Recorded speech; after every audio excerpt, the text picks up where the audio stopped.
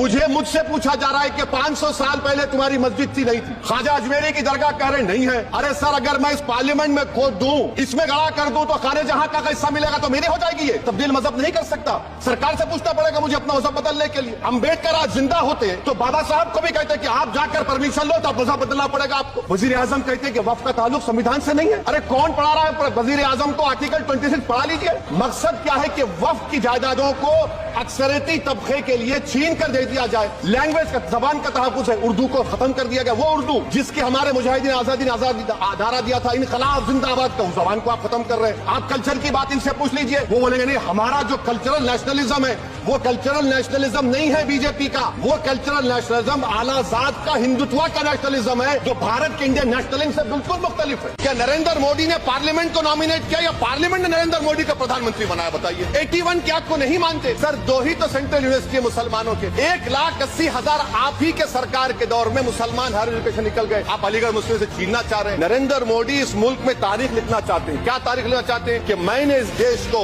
गांधी अंबेडकर के देश को मैंने हिंदू राष्ट्र बना दिया। मैं जिम्मेदारी के साथ कह रहा हूं कि भारत के प्रधानमंत्री और उनकी सरकार भारत के मुसलमानों से उनकी शनाख्त को छीनना चाहते हैं। ख्वाजा अजमेरी के आस्थाने पर चादर बिछाइए, मगर आप जो चादर मुझसे छीनना चाह रहे हैं, मेरी मस्जिद है, आप हर मस्जिद को छीनना चाहते हैं। आप बताइए 17 करोड़ मुसलमानों को क्या पैगाम दे रहे हैं आप, कि आप हर मस्जिद को छीन लेंगे मुझसे? फिर मेरा वजूद किस माने रखता है? आज मुल्क के 17 करोड़ मुसलमान भारत के वजीर आजम पर इत्मीनान भरोसा नहीं करते, बिल्कुल नहीं करते, बता रहा हूँ, खुल के कह रहा हूँ। नरेंद्र मोदी का दोस्त अडानी बांग्लादेश को बिजली सप्लाई करता है। आप इसे भारत की बिजली चोरी करके अडानी बांग्लादेश को पहुंचाता है। अगर जेल वेल की बात करोगे ना, जिस दिन सत्ता परिवर्तन होगा एक भी आदमी बाहर नहीं दिखेगा।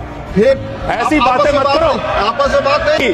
गाय काटने वाली कंपनी से चंदा लेने वाले लोग मेरे ऊपर सवाल उठा रहे हैं, सोच रहे हैं इनसे डर के चुपचाप बैठ जाएंगे। एक बात याद रखना, ये देश बाबा साहब के संविधान से चलेगा, किसी मोदी और अमित शाह के फरमान से नहीं चलेगा। याद रखना इसको।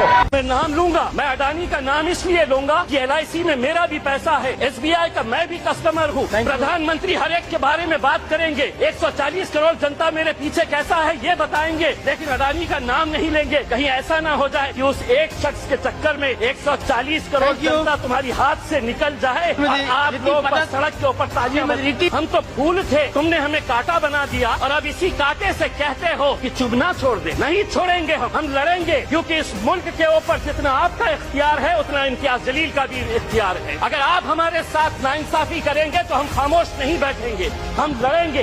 कि आपने इनकम टैक्स के अंदर रिबेट दिए, बहुत सारे लोगों को खुश किया।